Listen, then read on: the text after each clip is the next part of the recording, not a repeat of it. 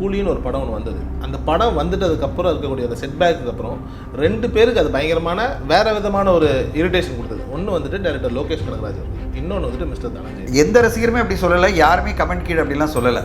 ஆனால் இவர் அதை ட்விஸ்ட் பண்ணி சொன்ன பிறகு தான் அப்படி ஒரு புரிதல் வந்துடுச்சு எல்லாருக்கும். இவர் ஏதோ அஜெண்டாவோட பண்ணுறாரு நினைச்சிக்கிட்டாங்க தவிர மற்றபடி எதுவும் கிடையாது. நான் வந்து ரொம்ப ஹர்ட் ஆனேன். நான் என்னன்னா, ஏன்னா நான் சொன்னதை சரியாக புரிஞ்சிக்காமல் ஒரு ஊடகத்தில் இருக்கிற எப்படி பேசலாம் அப்படின்ற ஒரு ஹர்ட் எனக்கு இருந்தது.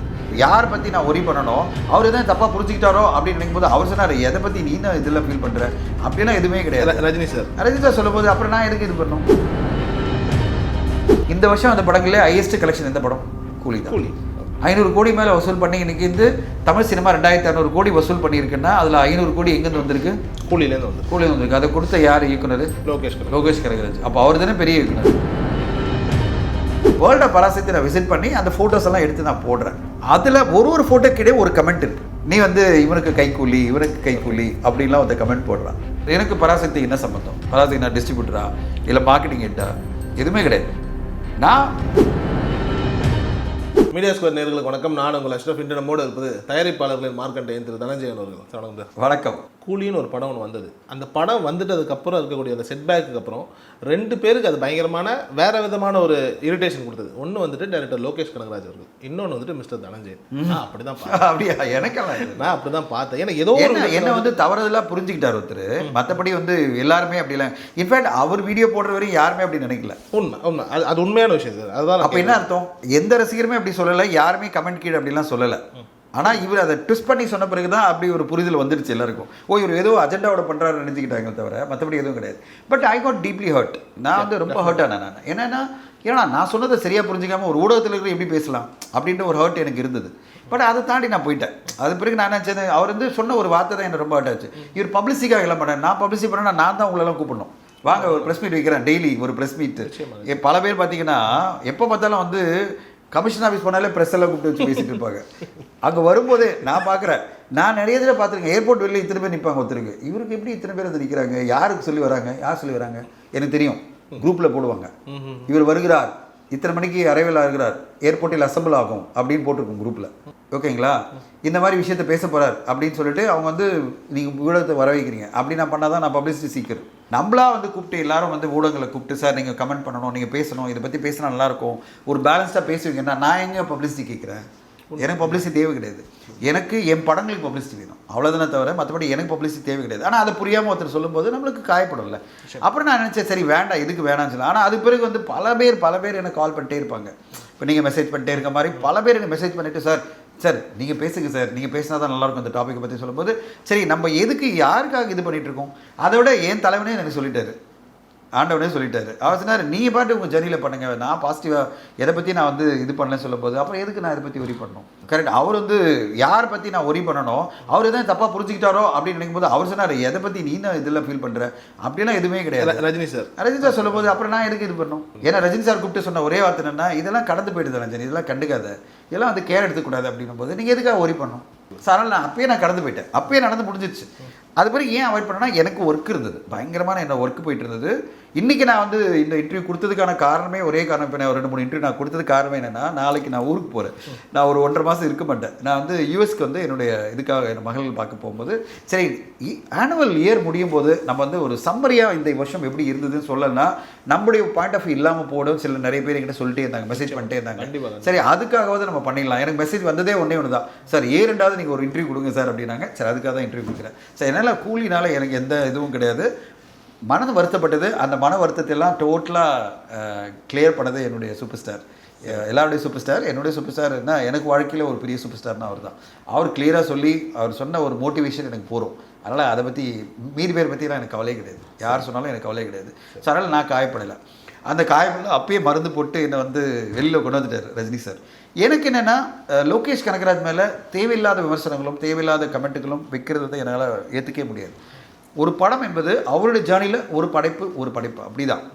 அந்த படைப்பு வந்து உங்களை மீட் பண்ணல, உங்களோட எக்ஸ்பெக்டேஷனை மீட் பண்ணலன்னா fine, that's a feedback I got. அவர் அடுத்த நல்ல படம் கொண்டு வருவார். அந்த நம்பிக்கையோடு நம்ம போனமே தவிர அவரை காயப்படுத்திகிட்டே இருக்கக்கூடாது. இதுதான் என்னுடைய பர்சனல் ரிக்வெஸ்ட்.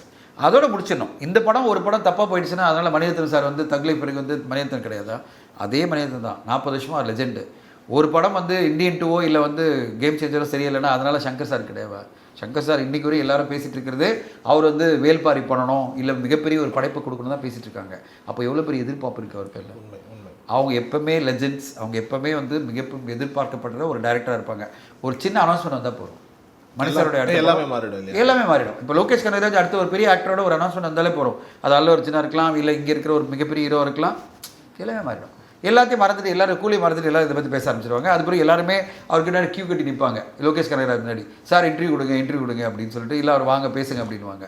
இந்த உலகம் அப்படி தான் கடந்து போயிட்டே இருக்கும். சார் நம்மளும் கடந்து போயிடணும். அதனால் அந்த மேட்டரில் அந்த கணத்தில் இருந்த ஒரு விஷயத்தை வந்து எல்லாருமே எக்ஸாசரேட் பண்ணக்கூடாதான் என்னோட கோரிக்கை. நம்ம கடந்து போயிடுவோம். அது வந்து ஒரு படைப்பாளிக்கு ரொம்ப ஹர்ட் ஆகும்.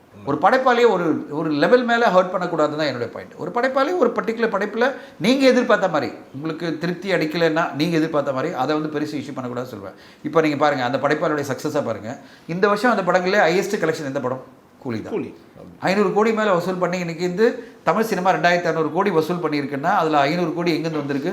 கூலியிலேருந்து வந்திருக்கு. அதை கொடுத்த யார் இயக்குனர்? லோகேஷ் கனகராஜ். அப்போ அவர் தானே பெரிய இயக்குனர். உண்மை உண்மை. அது எவ்வளோ பெரிய வெற்றி, எவ்வளோ பெரிய உங்களுக்கு எதிர்பார்த்த வெற்றி கிடைக்கலன்றதெல்லாம் விட்டுருங்க. ஆனால் இன்றைக்கி தமிழ் சினிமாவில் மிகப்பெரிய ஒரு கலெக்ஷனாக எந்த படம் கொடுத்துருக்கு? கூலி. இப்போது ரஜினி சார் தானே உச்சம், அப்போது இவர் தானே உச்சம் டைரக்டர். அப்படி தான் நினச்சி நம்ம அப்ரிஷியேட் பண்ணி போகணும். அதுதான் என்னோட பாயிண்ட். சார் உண்மையிலேயே வந்துட்டு இந்த வருடத்தினுடைய சின்ன படங்கள், அங்கீகாரம் பெறாத படங்கள், ஆனால் நல்ல ஒரு ரீச்சில் இருந்த படங்கள் ஒன்று இருக்குல்ல, அதுலேருந்து ஆரம்பிக்கலாம் நினைக்கிறது. கண்டிப்பாக நிறைய திரைப்படங்கள். நான் வந்து இப்போ இந்தியன் படம் செலக்ட் ஆன ஒரு படத்தில் தான் ஆரம்பிப்போம். பிறந்த நாள் வாழ்த்துக்கள் ஒரு படம், அப்புக்குட்டி நடிச்ச படம். நீங்கள் நம்ப மாட்டீங்க, அந்த படத்தை வந்து நான் ஃபெஸ்டிவலில் போய் பார்த்தேன், கோவா ஃபிலிம் ஃபெஸ்டிவலில். அவ்வளோ பேர் கொண்டாடினாங்க அந்த படத்தை. அதாவது சப்டைட்டில் பார்த்தவங்க பல பேர் கொண்டாடினாங்க. தமிழ் சினிமாவில் யாருமே கொண்டாடல. அவ்வளோ அருமையான ஒரு விஷயம். அதாவது ட்ரிங்கிங் ஹேபிட் எந்த அளவு குடும்பங்களை ஸ்பாயில் படுதுன்றதை பற்றி ரொம்ப பிரமாதமாக அந்த படத்தோட இயக்குனர் பண்ணியிருந்தார். இந்த தமிழ் சினிமா அதை கொண்டாடல.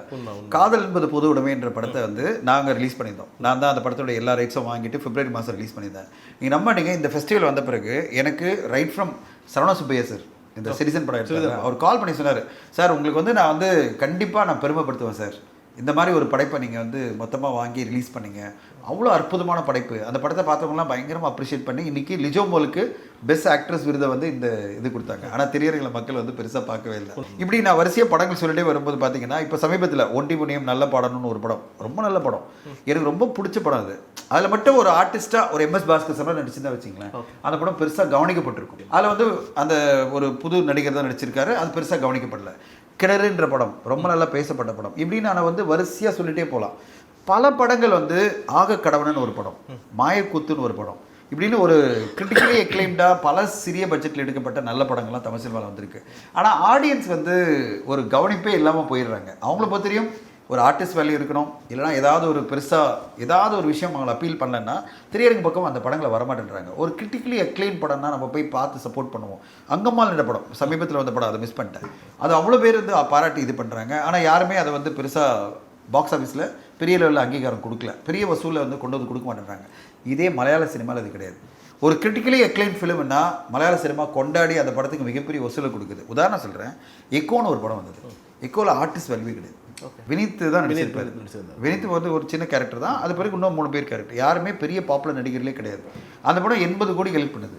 எக்கோன்ற படம் டாக்ஸை மெயின் பண்ணி அந்த குடும்பம் எப்படியெல்லாம் இது பண்ணுறாங்க அப்படின்னு பிரமாதமாக இருந்தது அந்த படம். நான் பார்த்துட்டு நான் வேந்தேன். அந்த படத்தை பார்த்துட்டு என்னடா இது இப்படி ஒரு படத்தை எடுத்திருக்காங்கன்னு. சிறிய பட்ஜெட்டில் எடுக்கப்பட்ட படம் தான். அது வந்து ஒரு 5-6 கோடி தான் எடுத்தாங்க. ஆனால் அந்த படத்துக்கு அவ்வளோ பெரிய ஓப்பனிங், அந்த அவ்வளோ ஒரு கலெக்ஷன் வருது, முதல்ல ஆரம்பிக்குது. அது பிறகு படம் பெருசாக டேக் ஆஃப் ஆகி 80 கோடி கிட்ட கலெக்ட் பண்ண தான் எப்படி கலெக்ட் பண்ணுது? இன்னி வரையும் பெருசாக பேசப்பட்ட படம். மலையாள சினிமாவை ஒரு சின்ன பட்ஜெட் படம் வந்தாலும் பெருசாக கொண்டாடுற ஆடியன்ஸ், சின்ன பட்ஜெட்னா அன்னோன் ஆர்டிஸ்ட் நடித்த படத்தையும் கொண்டாடுற அந்த ஆடியன்ஸ் மாதிரி தமிழ் சினிமாவில் இன்னும் அன்னோன் ஆர்டிஸ்ட் நடித்த படங்களை பெருசாக கொண்டாட மாட்டேன்றாங்க. ஓரளவு பாப்புலர்னா அந்த படத்தை கொண்டாடுறாங்க. அதுவாது நடக்குதுன்ற வகையில் சந்தோஷப்பட்டுக்கலாம். 2025 பொறுத்தவரை என்னென்னா, ஒரு ஆண் பாவம் பொல்லாதது ரியோராஜ் நடித்த படம், அந்த படம் வந்து ஒரு 25 கோடி கலெக்ட் பண்ணதுன்னா நம்ம கொண்டாடணும். குடும்பஸ்தர் படம் மணிகண்டன் நடித்த படம் ஒரு 30 கோடி கலெக்ட் பண்ணுது, ரொம்ப கண்டிப்பாக அப்ரிஷியேட் பண்ணணும். டூரிஸ்ட் ஃபேமிலின்ற படம் ஒரு 10 கோடியில் தான் எடுக்கப்பட்ட படம், கிட்டத்தட்ட 80-90 கோடி கலெக்ட் பண்ணுதுன்னா கண்டிப்பாக இதெல்லாம் வந்து ரொம்ப பாசிட்டிவான விஷயமா நான் பார்க்குறேன். தலைவன் தலைவெல்லாம் பெரிய படம், அதை நம்ம பேச வேணாம், அதெல்லாம் வந்து 50-60 கோடியில் எடுக்கப்பட்ட படம். நான் சொல்கிறது சிறிய மற்றும் பெரிய பட்ஜெட் படங்கள்லேயே இவ்வளோ படங்கள் வந்து வெற்றி அடைஞ்சிருக்கு, பெருசாக பேசப்பட்டிருக்கு. அந்த படங்கள்லாம் வந்து டாப் 20ல் வருது. நான் சொல்கிறது ஆண் பாவம் பொல்லாதது, இது குடும்பஸ்தன், இதெல்லாம் வந்து சின்ன பட்ஜெட்டில் எடுக்கப்பட்ட படங்கள், மீடியம் பட்ஜெட்டில் எடுக்கப்பட்ட படங்கள் இவ்வளோ பெரிய வெற்றி அடையும் போது நம்மளுக்கு தமிழ் சினிமா மேலே ஒரு நம்பிக்கை வருது. நம்மளும் வந்து சின்ன பட்ஜெட் படத்துல மீடியம் பட்ஜெட் படம் எடுத்தால் நம்மளும் பெரிய லெவலில் ஜெயிக்கலாம், படம் மட்டும் நல்லா இருந்தால் போகிறோம். இதுக்கெல்லாம் ஒரு உதாரணமாக நம்ம ஃபஸ்ட்டு ஆரம்பிச்சது பார்த்தீங்கன்னா 2023 ஆரம்பித்த லவ் டுடே படத்தை சொல்லுச்சு 2022. அந்த படம் தான் சிறிய பட்ஜெட்டில் எடுக்கப்பட்டு கிட்டத்தட்ட ஒரு 60-70 கோடி பண்ணுச்சு. இன்றைக்கி அவருடைய படம் பிரதீப் ரங்கநாத் படமெல்லாம் வந்து பெரிய பட்ஜெட் ஆயிடுச்சு, அது வேறு விஷயம், 30-40 கோடி ஆயிடுச்சு. ஆனால் அவருடைய முதல்ல ஆரம்பிக்கும் போது சிறிய பட்ஜெட் எடுக்கிறது இவ்வளோ பெருசாக வெற்றி அடைஞ்சில்ல. இன்றைக்கி அது மாதிரி நடக்கலைனாலும் ஓரளவு 1-2 படங்கள் நடக்க ஆரம்பிக்கும் போது ஒரு சந்தோஷம் இருக்குது. இப்போ பிரதீப் ரங்கநாதன் அப்படின்னு சொல்லி பார்க்கும்போது இன்றைய தேதியில் வந்துட்டு ஒரு 200 crores கொடுத்து இண்டஸ்ட்ரியை வந்துட்டு ஆல்மோஸ்ட் ஹோல்டு பண்ண ஒரு மனிதர்னு கூட நம்ம வச்சுக்கலாம். நிறைய வெற்றி படங்கள் இருந்தால் கூட கண்டிப்பாக இந்த 2 படங்கள் இயர் ஸ்டார்டிங்லேயும் எண்ட்லேயும் வந்து டிராகன் அண்ட் டியூட் அது கொடுத்த கான்ஃபிடன்ஸ் வந்துட்டு இண்டஸ்ட்ரிக்கு மிகப்பெரிய ஒரு கான்ஃபிடன்ஸ் இருக்குது. கண்டிப்பாக இந்த வரவையும் இந்த போக்கையும் எப்படி சார் பார்க்குறீங்க? கண்டிப்பாக இன்றைக்கி நீங்கள் டாப் 5 படம் எடுத்தீங்கன்னா தமிழ் சினிமாவிலேயே டாப் 20 படம் எடுங்க, அதில் டாப் 5 படம் பார்த்தீங்கன்னா 2 பிரதீப் ரங்கநாத் படம். இது பெரிய சாதனை இல்லையா? நிச்சயமா நிச்சயமா. அதில் இன்னும் 2 படம் பார்த்தீங்கன்னா அஜித் சார் படம், ஒன்று குட் பேட் அக்லி, இன்னொன்று வந்து விடாமரிச்சு. 5 படங்கள் எடுத்தீங்கன்னா டாப் 10 விட்டுருங்க, டாப் 5 எடுத்தீங்கன்னா 2 அஜித் சார் படம், 2 பிரதீப் ரங்கநாதன் படம், 1 ரஜினி சார் படம் டாப்பில் இருக்குது கூலி. அப்போது டாப் 5 படத்தில் 2 படம் பிரதீப் ரங்கநாதன் கொடுத்துருக்காருன்னா அவர் நம்ம கொண்டாடணும்ல. Is a star was arrived 2025 we got a star. Sure. A star is Pradeep Ranganathan. இனிமேல் நோ லுக்கிங் பேக்ன்ற மாதிரி தான். ஏன்னா 2 படமும் டாப் 5 வந்திருக்குன்னா அப்போ கண்டிப்பாக அவர் வந்து ஃப்ளூக் கிடையாது, இனிமேல் அவர் ஃப்ளூக்கெல்லாம் கிடையாது. அவர் வந்து year to stay is a star, is a star in reckoning அப்படின்வாங்க. அந்த ரெக்கனிங்கில் வந்துட்டார் அவர். அந்த வகையில் ரொம்ப சந்தோஷம். இந்த வருஷம் நம்மளுக்கு கொடுத்த ஒரு போனஸ்ன்னு சேர்த்துக்கலாம். இந்த வெற்றிகளோடு சேர்ந்து நம்மளுக்கு போனஸாக ஒரு முக்கியமான நடிகர் கிடச்சிருக்காரு. இனிமேல் அவருடைய படங்கள்லாம் பெரிய வெற்றி அடையும். எல்லாமே கேரண்டீட் ஓப்பனிங், கேரண்டீட் வசூல்லாம் கண்டிப்பாக கிடைக்கும்னு எதிர்பார்க்குறேன். ஆனால் இப்போ வந்துட்டு இப்போ பிரதீப் ரங்கநாதன் வந்துட்டு he's a guaranteed star. But ஆனால் இப்போ நம்ம இதுக்கு முன்னாடி பேசும்போது என்ன சொன்னோம் அப்படின்னா சின்ன படங்களை வந்துட்டு அங்கீகரிக்கிறதுல நிறைய பேர் தெரியறதில்லைன்னு. இப்போ நம்ம படையப்பா ரீரிலீஸ் ஆகுது சார். அதில் வந்து ரஹ்மான் சாருடைய மியூசிக் மாசாக இருக்கும்போது கூட பிரதீப் ரங்கநாதன் நடித்த டியூடு படத்துலேருந்து ஒரு மியூசிக்கை எடுத்து சாய் அபியங்கரையும் கொண்டாடுறாங்க, பிரதீப்பையும் கொண்டாடுறாங்க ரஜினி இடத்துல வச்சு அப்படிங்கிற ஒரு விஷயம் நடக்குது. இது ஃபேன்ஸும் பண்ணுறாங்க, ஒரு சில இடங்களில் வந்துட்டு இது பிஆர் கேம்பெயின்னு சொல்கிறாங்க. But what ever it is, ஆனால் ரசிக்கிறாங்க, மக்கள் கொண்டாடுறாங்க இல்லையா? இந்த ஒரு ஸ்ட்ராட்டஜி சின்ன படங்களுக்கு வந்துட்டு யாரும் பூஸ்ட் கொடுக்காதது வந்துட்டு பெருசாக. நீங்கள் அந்த மாதிரிலாம் படத்தை இப்போ தான் இளையராஜா சார்லாம் எடுத்துக்கிறேன்னு பெரிய லெவலில் மாட்டுவீங்க, கோர்ட்டு கேஸு மாட்டுவீங்கப்பா. அதெல்லாம் எதிர்பார்க்காதீங்க. அவங்களே மாட்டிக்கிட்டாங்க. மைத்ரி மூவி கேஸே வந்து டியூட் படத்தில் மாட்டிக்கிட்டு எவ்வளோ கொடுத்தாங்க தெரியுமா? 50 லட்சம் ரூபாய். அது 2 சாங் யூஸ் பண்ணி 50 லட்சம் கொடுத்தாங்க. குட் பேட் அக்லி அவங்களால வாங்க முடியல, அவங்க கேட்ட தொகையை கொடுக்க முடியலன்னு சொல்லிட்டு கடைசியில் சாங்கை தூக்கிட்டாங்க. குட் பேட் அக்லி ஓடிடிவே பாருங்கள், அந்த சாங்லாம் இல்லை. ஸோ நீங்கள் நினைக்கிற மாதிரி ஓல்டு சாங்ஸ்லாம் அவ்வளோ ஈஸியாக யூஸ் பண்ணி நம்ம வந்து ஒரு பெரிய இதெல்லாம் கிரியேட் பண்ண முடியாது. உங்கள்கிட்ட பட்ஜெட் இருந்தால் பண்ணலாம். இப்போ நான் வந்து பல படங்கள் பார்க்குறேன். நான் எவ்ரி வீக் வந்து ரிலீஸ் ஆகாத படங்கள்லாம் எனக்கு காமிப்பாங்க. அதில் எடுத்தோடனே இளையராஜா சாங் வந்துடும். இதில் பஸ்ஸில் இதில் போட்டுருவாங்க, காரில் போடுவாங்க. நான் ஃபஸ்ட் எடுத்துன்னு சொல்லுவேன், தம்பி இதுக்கான பட்ஜெட் நம்மக்கிட்ட கிடையாது, 5 லட்சம் 10 லட்சம்லாம் கேட்பாங்கப்பா, இது ரெடியாக இருக்கேன்னு. ஐயோ சார் அவ்வளோலாம் எப்படி சார் பண்ண முடியும்? அவங்க ஒரு புரிதலோடு இருக்காங்க. 30 செகண்ட் போட்டால் கேட்க மாட்டாங்க, 10 செகண்ட் போட்டால் கேட்க மாட்டாங்க, அதெல்லாம் கிடையாது. நீங்கள் சாங் வந்தாலே ஹம் பண்ணாலே கூட கேட்பாங்க. அதுதான் வந்து காப்பிரைட்லாம். ஐபிஆர்எஸ் என்ன சொல்லுது, நீங்கள் அந்த சாங்குக்கு லிரிக்ஸை பேசினா கூட நீங்கள் காசு கொடுத்தாகணும், அந்த காப்பிரைட் ஹோல்டருக்கு. அப்படின்ற ஒரு விதியில் இருக்கும்போது நம்ம அந்த சாங்லாம் யூஸ் பண்ண முடியாது. நீங்கள் சொல்கிற ஒரே ஒரு தான், சிறிய பட்ஜெட் படங்களுக்கு நீங்கள் இன்றைக்கி இருக்கிற சிக்கல்னா 1-2 படங்கள் வெற்றி அடைஞ்சிருக்கே தவிர எல்லா படங்களுக்கும் நான் சொன்ன மாதிரி லிஸ்ட்டு ஆரம்பிக்கும் போது இவ்வளோ படங்கள் வந்திருக்கு, அந்த படங்களுக்கெல்லாம் எந்த ரெஸ்பான்ஸும் கிடைக்கலன்றதான் நம்ம வருத்தம். அதுக்கு குறைந்தபட்ச வெற்றி தான். இப்போ நான் ஒரு காதல் மீது பொதுவுமே நான் வந்து ஒரு 10 கோடி கலெக்ட் பண்ணால் நான் சொல்ல மாட்டேன், ஒரு 5 கோடி கலெக்ட் பண்ணி தான். சரிங்க, 5 கோடி வராங்க, ஒரு 50 லட்சம் கலெக்ட் பண்ணால் 5 லட்சம் தான் கலெக்ட் பண்ணால் உங்களுக்கு எப்படி இருக்கும்? அதுக்கான ஒரு இந்த உழைப்புக்கான ஊதியமே எங்கேயுமே இல்லாத மாதிரி இருக்கும். அந்த படம் 5 லட்சம் தான் கலெக்ட் பண்ணிச்சு. கிராஸ் வசூல் எனக்கு 1.25 லட்சம் ரூபாய் ஷேர் வந்தது. நான் நினச்சிட்டு நான் இவ்வளோ படம் கடைசியில் 1.25 லட்ச ரூபாய் ஷேர் வச்சுக்கிட்டு நான் என்ன பண்ண முடியும்? செலவு மட்டுமே நான் வந்து 30 லட்ச ரூபாய் செலவு பண்ணியிருக்கேன் ரிலீஸ்க்கு. அப்போ நம்மளுக்கு ஒரு சின்ன டிசப்பாயின்மெண்ட் வரும்ல, என்னடா இது, இந்த ஒருத்தரும் வந்து ஒரு நல்ல படத்தை தான் கொடுக்க முடியும், நம்ம மக்களுக்கு கொண்டு வந்து ஒரு நல்ல படத்தை கொண்டு வந்து ரிலீஸ் பண்ண எப்படியாவது ட்ரை பண்ணுறோம், ஆனால் மக்கள் உள்ளே வரமாட்டாங்கன்னா நம்ம என்ன பண்ண முடியும்? ப்ரொமோஷனில் செலவு பண்ண இது பண்ணனா எந்த படத்துக்கு ப்ரொமோஷன்? இது எக்கோ படத்துக்கு அவங்க ப்ரொமோட் பண்ணாங்களா கேரளாவில்? எதுவுமே கிடையாது. படம் வருது, ஆடியன்ஸ் வந்து மத்தியில் ஒரு டாக் வருது, அது பாட்டு பிக்கப் ஆகுது, மக்கள் பார்க்குறாங்கல்ல. ஸோ இன்றைக்கி எப்படி ஆயிடுச்சுன்னா, நீங்கள் ப்ரொமோஷன் பண்ணணும், லட்சக்கணக்கில் செலவு பண்ணணும், இன்ஸ்டாகிராமுக்கு இவ்வளோ ரீல்ஸ்க்கு நீங்கள் செலவு பண்ணணும், அதுவும் குறைந்த அமௌண்ட்லாம் கிடையாது. 10 லட்சம் 15 லட்சம் 25 லட்சம். இன்ஸ்டா பட்ஜெட் எவ்வளோ தெரியுமா? நீங்கள் இன்ஸ்டா ரீல்ஸ் போடணுன்னா ஒரு 25 பேர் 30 பேர் பட்ஜெட் போடணுன்னா அது வந்து 5 லட்ச ரூபா கொடுங்க. 50 பேர் போடணுன்னா 10 லட்சம் கொடுங்க. இப்போ 10 லட்சம் தான் எடுக்கிறதுக்கு நான் எவ்வளோ கஷ்டப்படணும்? ஓகேங்களா? 10 லட்சம் எப்படி நான் எடுக்க போகிறேன்? அதுக்கான வழியே எனக்கு தெரியல. ஸோ இவங்க மட்டும் 10 லட்சத்தை அப்படியே ஜஸ்ட் லைக் தான் கேட்பாங்க. எனக்கு பில், எனக்கு வந்து கொட்டேஷன் வரும், சார் உங்கள் படத்தை இந்த படம் ப்ரொமோட் பண்ணுறதுக்கு எனக்கு இது சார். நான் சொல்லுவேன், சிம்பிளாக தெரிஞ்சுக்கலாமே, நம்மளும் தெரிஞ்சுக்கலாம் நம்ம எங்கே இருக்கோம் அப்படின்னு. மெயில் அனுப்புங்க எவ்வளோ அப்படின்னு கேட்டால் வரும் பாருங்கள், 25 லட்ச ரூபான்னு வரும். எது ப்ரொமோஷன் பட்ஜெட்டு? எதுக்கு? இன்ஸ்டா இன்ஸ்டா ஃபேஸ்புக்கு 25 லட்சம் ரூபாய் செலிபிரிட்டி ப்ரொமோஷன் அப்படின்வாங்க. என்னையா அது, எப்படியா நான் சர்வே பண்ண முடியும், எப்படி நான் வந்து இதெல்லாம் ரிகவரி பண்ண போகிறேன்? ஏன்னா திரையர்கள் ஆடியன்ஸ் வருவாங்களே தெரியாது. ஆனால் இன்ஸ்டாவில் மட்டும் எனக்கு இவ்வளோ பட்ஜெட் கொடுன்னா எப்படி பண்ண முடியும்? இன்ஸ்டாக்கு மட்டுமே அது, அப்புறம் ட்விட்டர் இருக்குது, அப்புறம் யூடியூப் இருக்குது, இப்படி இருக்குது. ஸோ ஹோல் இண்டஸ்ட்ரி எப்படின்னா ஒரு செக்டார் வந்து எந்த இன்வெஸ்ட்மெண்ட்டும் இல்லாமல் அவங்க உழைச்சாங்க, அவங்களுக்கு இன்ஸ்டா ஃபாலோவர்ஸ் வந்தாங்க, அதெல்லாம் ஓகே.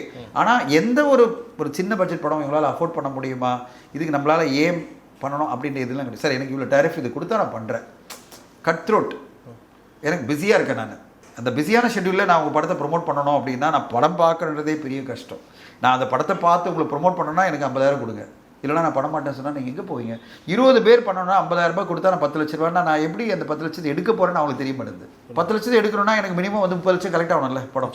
நிச்சயமா அது என்னமே யாருக்கும் கிடையாது. இங்கே வந்து ஒரு செக்டார் அவங்க பாட்டு வெல்த்தாக அழகாக அவங்க ஜெயிச்சுட்டு போயிட்டே இருக்காங்க, அவங்களுக்கான ஃபாலோவர்ஸ் இன்க்ரீஸ் ஆகிறாங்க, அவங்க அதுலேருந்து சம்பாதிச்சுட்டு போகிறாங்க. ஒரு செக்டார் வந்து இங்கே நல்ல நல்ல படங்களும் எடுத்துகிட்டு எந்த கலெக்ஷன்லாம் போகிறது தான் சினிமானுடைய ஒரு என்ன சார் வருத்தமான ஒரு சூழ்நிலை. இதில் இந்த வருஷம் எப்படி இருந்திருக்குன்னு பார்த்தீங்கன்னா நம்பர் ஆஃப் ஃபிலிம்ஸ் பயங்கரமாக இன்க்ரீஸ் ஆகிருக்கு. 282 படங்கள் இதுவரை ரிலீஸ் இந்த 25ஆம் தேதி வரையும். 285 மாறலாம், 282 285 படம். இதில் வெற்றி அடைஞ்ச படங்கள் பார்த்தீங்கன்னா 30 திரைப்படங்கள். கடந்த வருடம் 241 திரைப்படங்கள் வரும்போதே நான் பேசினேன், அதை பற்றிலாம் உங்கள்கிட்ட சொல்லியிருக்கேன். இவ்வளோ திரைப்படங்கள் நம்மளால் அஃபோர்டே பண்ண முடியாதுன்னு. அது இன்க்ரீஸ் ஆகி இன்னும் 44 திரைப்படங்கள் எக்ஸ்ட்ரா தான் வந்திருக்கு இந்த வருஷம். இந்த ரேஞ்சில் போச்சுன்னா அடுத்த வருஷம் 300 திரைப்படம் வரும். அதாவது ஆவரேஜாக 6 படம் வாரத்துக்கு. ஆனால் படம் பார்க்குற எண்ணிக்கை குறைஞ்சிட்டே இருக்குது. செலக்டிவான படம் பார்க்குறேன், நான் ரஜினி சார் படம் பார்க்குறேன், நான் பிரதீப் ரங்கநாதன் படம் பார்க்குறேன், இல்லைனா அஜித் சார் படம் பார்க்குறேன், இல்லைனா அட் பெஸ்ட் வந்து சிவகார்த்திகேயன் படம் பார்க்குறேன், தனுஷ் படம் பார்க்குறேன்னு தவிர மொத்தமாக நல்ல படங்கள் வரும்போது நான் அதை பார்க்குறன்ற எண்ணம் வந்து ரொம்ப கம்மியாக போயிட்டே இருக்கும்போது எல்லாருமே கேர்ஃபுல்லாக அணுக வேண்டிய ஒரு காலகட்டத்தில் இருக்கும். ஓடலைன்னு சொல்ல மாட்டேன், இன்னும் ஓடினா நல்லா இருக்குமேன்னு சொல்ல விரும்புகிறேன். நிச்சயம். அதாவது நிறைய நல்ல படங்கள் ஓடி இருக்கு, அதனால் ஓடலை எல்லா படமும் ரிஜெக்ட் ஆகிடுச்சு அப்படின்னு நான் சொல்ல மாட்டேன். இன்னும் நிறைய படங்கள் ஓடினா நல்லா இருக்குமே இந்த இண்டஸ்ட்ரி. இன்னும் நான் சொன்ன மாதிரி லிஸ்ட் ஆஃப் கிரிட்டிக்கலி எக்ளைம் பண்ண சொன்னேன்ல, அந்த ஒரு 10 படங்களுக்கு வந்து ஒரு 2 கோடி வசூல் கொடுத்ததா அந்த தயாரிப்பாளரும் இயக்குனரும் இன்னொரு படம் பண்ணுவாங்கல்ல, இதே மாதிரி ஒரு குவாலிட்டியான படத்தை கொடுப்பாங்கல்ல. அந்த 2 கோடி கூட கொடுக்க மாட்டேன், நான் 20 லட்சம் தான் கொடுப்பேன், 10 லட்சம் தான் கொடுப்பேன்னு வரும்போது எப்படி புது முயற்சிகள் எடுக்க முடியும்? ஆனால் அதை மீறி நம்பிக்கையோட இந்த இண்டஸ்ட்ரியில் எல்லாரும் இயங்கிட்டே இருக்காங்க, புதுசாக அட்டம் பண்ணிகிட்டே இருக்காங்க, நல்ல படங்களை எப்படியாவது கொடுக்கணும் ட்ரை பண்ணிகிட்டே இருக்காங்க. 2026 எப்படி வருதுன்னு பார்ப்போம், மாற்றம் வருதுன்னு பார்ப்போம். நிச்சயமா. சின்ன படங்களுக்கு தான் இந்த சிக்கல் அப்படின்னா, சரி பெரிய ஸ்டார் வேல்யூவோட ஒன்று பண்ணுறோம் அப்படின்னா டக் லைஃபும் அதே மாதிரி தான் மாட்டுது. எல்லா விதமான பெரிய படங்களும் எங்கேயோ ஒரு இடத்துல என்ன ஆகுது அப்படின்னா, என்ன இப்போ பிரதீப் ரங்கநாதன் வந்துட்டு 2 பெரிய படங்கள் ஓடுது, அதனால் ஒரு பெரிய ஸ்டார் ஆகிறாரு. அஜித் சார்னுடைய படங்கள் வந்துட்டு பெரிய கேப்புக்கு அப்புறம் வருது, நல்ல ரீச் இருக்குது, பிடிச்சிருந்தது. பட் இதை தவிர்த்துட்டு ரஜினி சாராக இருக்கட்டும், கமல் சாராக இருக்கட்டும், எங்கேயோ ஒரு இடத்துல வந்துட்டு அவங்க லேக் ஆகுறாங்களா, இல்லை இண்டஸ்ட்ரியில் அவங்களுக்கு மேலே இருக்கக்கூடிய அந்த எக்ஸ்பெக்டேஷனில் இந்த படங்கள்லாம் அந்த வார்த்தை தான் நீங்கள் சொன்ன எக்ஸ்பெக்டேஷன் தான். இப்போது எக்ஸ்பெக்டேஷன் இல்லாமல் படத்தை கொண்டு வர முடியாது. இப்போது நான் ஒரு படத்தை எடுக்கிறேன்னு வச்சுங்களேன், நான் வந்து கண்டிப்பாக எக்ஸ்பெக்டேஷன் கிரியேட் பண்ண நினைப்பேனா இல்லையா?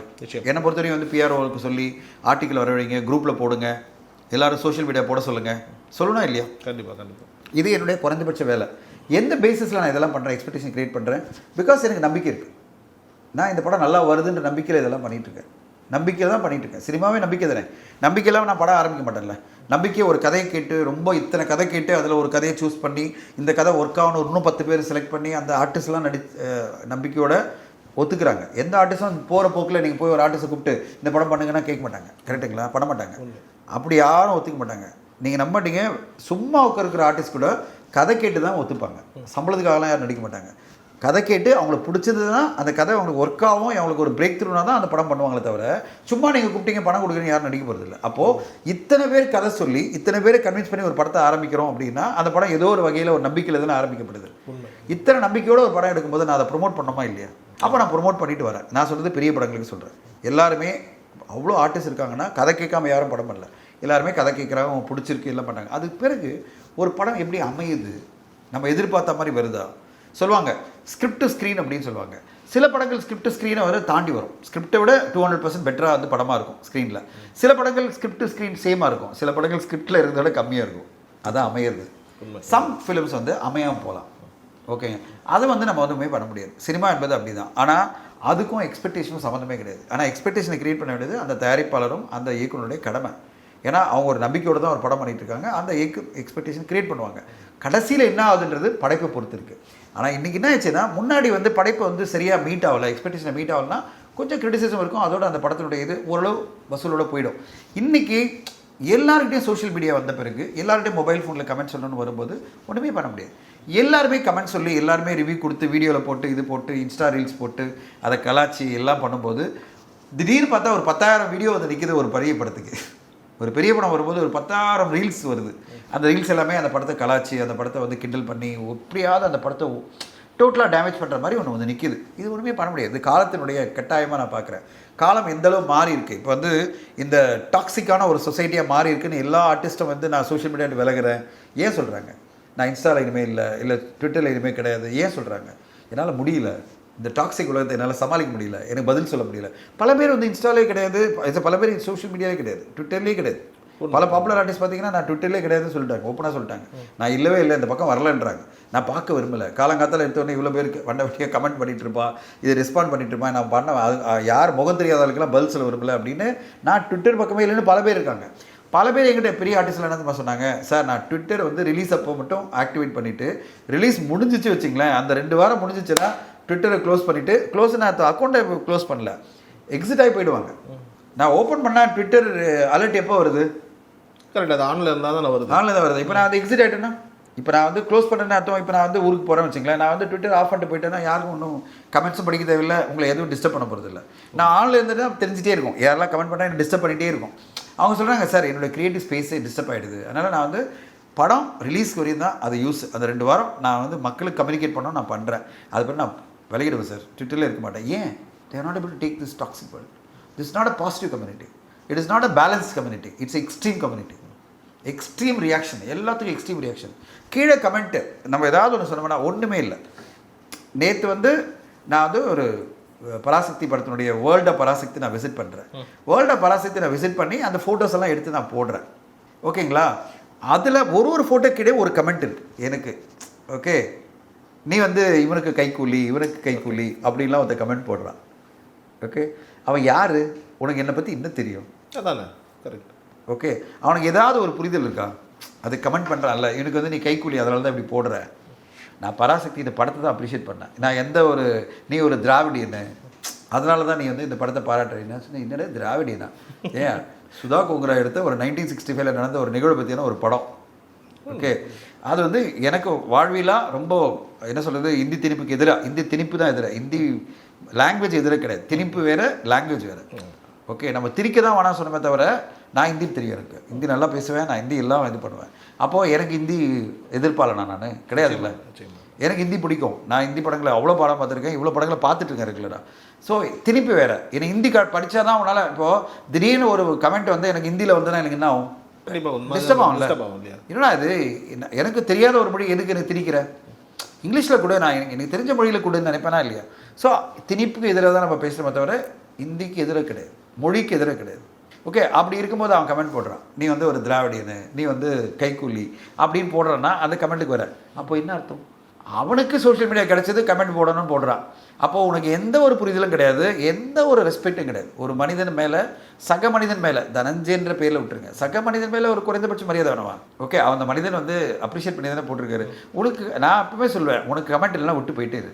உன்னை யார் கமெண்ட் பண்ண சொல்கிறான்? நீ வந்து லைக் பண்ணாத, நீ வந்து கமெண்ட் பண்ணாத, நீ பார்க்க கூட பார்க்காதன்ற, இல்லைன்னா ஃபாலோ பண்ணாத.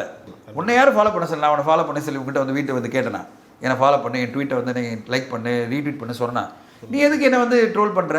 நான் எதுக்கு சொல்கிறேன்னா, இந்த மாதிரி நெகட்டிவ் ஆளுங்க தான் நான் சொல்கிறேன். உனக்கு வேலை வெட்டியே கிடையாதா? இதுதான் வேலையா? ஊரில் இருக்கிறவங்களா கிண்டல் அடிச்சுக்கிட்டு, ஊரில் இருக்கிறவங்களாம் நான் வந்து ட்ரோல் பண்ணிகிட்டு இருப்பேன். அப்போ என்ன வேலை உனக்கு? அப்போ you are a toxic man, you are not an ordinary man, you are full of negativity. நீ வாழ்க்கையில் என்ன வாழ்க்கை வாழ போகிற? ஃபுல் நெகட்டிவ் தான் வாழ்ந்துட்டு இருக்க போகிறேன். அப்போ வாழ்க்கை உன்னை சுற்றி நெகட்டிவாக இருந்ததுன்னா, நீ நெகட்டிவ் பேசுகிறேன்னா நெகட்டிவான வாழ்க்கை தான் உனக்கு நடக்கும். நீ பாசிட்டிவாக பேச பேச பாசிட்டிவான விஷயங்கள் நடந்துகிட்டே இருக்கும். ஸோ என்னுடைய ஒரே வாழ்க்கை, ஒரே புரிதல், எனக்கு பராசக்தி என்ன சம்பந்தம்? பராசக்தி நான் டிஸ்ட்ரிபியூட்டரா இல்லை மார்க்கெட்டிங் ஹெட்டா? எதுவுமே கிடையாது. நான் ஒரு சினிமா ரசிகராக நான் போகிறேன், எனக்கு ரொம்ப பிடிச்சிருக்கு சினிமா. தமிழ் சினிமாவில் ஒரு புதிய முயற்சியை நம்ம அப்ரிஷியேட் பண்ணேன்னா, உனக்கு அதில் டிஃப்ரென்ஸ் ஆஃப் ஒப்பீனியன் விட்டு போயிட்டேறா. அதை விட்டுட்டு எது கமெண்ட் பண்ணிட்டு இருக்கேன் எனக்கு கீழே கமெண்ட்டில்? அதுதான் இது நான் சொல்ல வரது, இது எக்ஸாம்பிளாக சொல்கிறேன். அப்போ எனக்கே எப்படி இருக்குன்னா, பெரிய ஆர்டிஸ்ட்கெல்லாம் எப்படி இருக்கும்? ரொம்ப சென்சிட்டிவாக ஃபீல் பண்ணுவாங்க இல்லையா? அவங்க எவ்வளோ சென்சிட்டிவாக ஃபீல், அவங்களாம் ஆர்டிஸ்ட், கலைஞர்கள் எவ்வளோ ஹர்ட் ஆவாங்க. அவங்களாம் கலைக்காக அவங்க டே நைட் உழைச்சிட்டு இருக்காங்க. அவங்க ஒரு நடிக்கணும், டைரக்ட் பண்ணணும், சினிமாட்டோகிராஃப் பண்ணணும். நீங்கள் வந்து ஒரு சினிமா போய் எடுத்து பாருங்கள். அதான் நான் எல்லாருக்கும் சொல்லுவேன். இப்போ நீங்கள் ஒரு வீடியோ செட் பண்ணுறதுக்கு எவ்வளோ கஷ்டப்பட்டு உடனே டக்குன்னு உங்கள் டீம் உடச்சி நீங்களும் கூட வந்து ஹெல்ப் பண்ணி செட் பண்ணி பண்ணுற மாதிரி ஒரு சினிமாவில் 100 பேர் 120 பேர் உழைச்சிட்டு இருக்காங்க. அந்த 100 பேர் ஓடிட்டு இருப்பாங்க. சம்பளம் கொடுக்குறோம் ஓகேங்க, ஆனால் அது சம்பளம் தாண்டி அவங்க உழைச்சிட்டு இருப்பாங்க. சாப்பாடெல்லாம் நம்ப மாட்டீங்க.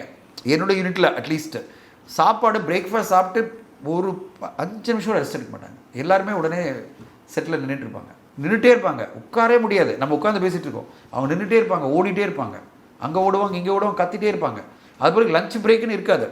மெனி டேஸ் வந்து லஞ்ச் பிரேக்கே இல்லாமல் வித்தவுட் பிரேக் போய் ஷூட் பண்ணிகிட்டே இருப்பாங்க. ஏன்னா கால் ஷீட்குள்ளே முடிக்கணும், இல்லைனா பட்ஜெட் இன்க்ரீஸ் ஆகிடுன்னு. அவ்வளோ போராட்டம் பண்ணி ஒரு படத்தை எடுக்கிறாங்கப்பா. அந்த ஷூட்டிங்கில் போய் பார்த்தீங்கன்னா தெரியும். ஒரு டேக் அப்ரூவல் ஆகிறதுக்காக அவங்களும் போராடுவாங்க. 21 டேக் 30 டேக்கெல்லாம் போவோம். இப்போ நம்ம நான் ஸ்டாப்பாக பேசி முடிச்சிடுறோம். ஆனால் படத்தில் அப்படி எடுக்க முடியாது. ஒரு டேக்காக அவங்கள போராடுவாங்க. நான் பல டைம் உட்காந்துட்டு மானிட்டு உட்காந்து என்னடா தப்பாகிடுச்சின்னு பார்ப்பேன். திடீர்னு பார்த்தா அது சின்னதாக ஒரு பிளராக இருக்கும், சின்னதாக ஒரு ரியாக்ஷன் தப்பாக இருந்திருக்கும். உடனே டாக்டர் சார் சார் இன்னொரு டேக் சார் அப்படின்னு அதை அட்ஜஸ்ட் பண்ணிடலாமா? சார் கிடையாது சார், திருப்பி ஒரு டேக். சம்டைம் வந்து 8 டேக் 10 டேக்கெல்லாம் போகும்போது நானே வந்து எனக்கு தெரியல டேடி என்னடா தப்பாகிடுச்சு இது. நம்மளுக்கு தெரியாது, ஆனால் அவருக்கு தெரியும் டேரக்டருக்கு. அதுதான் டேரக்டர். அப்போ அவ்வளோ மெனக்கெட்டு ஒரு படமும் எடுக்கப்படுது. ஆனால் இங்கே இருக்கிற ரசிகர்களும் இங்கே இருக்கிற பல பேர், அதாவது நான் சொல்கிறது எல்லாருமே கிடையாது, சினிமா புரிதல் இல்லாதவங்கலாம் ஒட்டுமொத்தமாக அந்த படத்தை வந்து ஒழிக்கணுன்ற எண்ணத்தை தாண்டி ஒரு தேடிங்க அந்த ப்ளஷர், அதாவது ஒரு சந்தோஷம். ஒரு படத்தை நம்ம ஒழிக்கிறதுல இருக்கிற ஒரு சந்தோஷம் ஏதோ ஒன்று ஒரு குரூப்புக்கு வந்துட்டு அதனால தான் பிரச்சனை வருது. எதுக்காக இந்த டாபிக் மீண்டும் நம்ம பேசுகிறோன்னா, நல்ல சினிமாக்கள் வந்து வரும்போது நீங்கள் கொண்டாடணும். நல்ல சினிமாக்களை ஓரளவாவது இது அப்ரிஷியேட் பண்ணால் தான் அந்த படங்கள்லாம் ஓடும். ஒரு ஆவரேஜான ஒரு சினிமா வச்சுங்களேன், கொஞ்சம் தட்டி கொடுத்து நீங்கள் வந்து ஓரளவு இது பண்ணி போகலாம். மோசமான சினிமாக்களை விமர்சனம் பண்ண தப்பே கிடையாது. மோசமானன்னா அந்த படம் எந்த தரமும் இல்லாத ஒரு படம்னா நீங்கள் சொல்லுங்கள், அது தப்பே கிடையாது. எந்த தரம் இல்லாத ஒரு படத்தை வந்து எதுக்காக எடுத்தீங்கன்ற மாதிரி கேளுங்க. அட்லீஸ்ட் எல்லாருக்கும் உரைக்கும். அது மாதிரி படம் எடுத்த யாருக்கும் உரைக்கும். ஆனால் மீடியமாக இருக்கிற படம், ஒரு நல்ல படம், இதெல்லாம் நீங்கள் வந்து தட்டி கொடுத்து ஆதரவு பண்ணால் தான் தமிழ் சினிமா இன்னும் நல்லாயிருக்கும். அதுக்காக தான் இந்த கமெண்ட். நிச்சயமாக. ரொம்ப நன்றி சார் நேரத்துக்கு. தேங்க்யூ.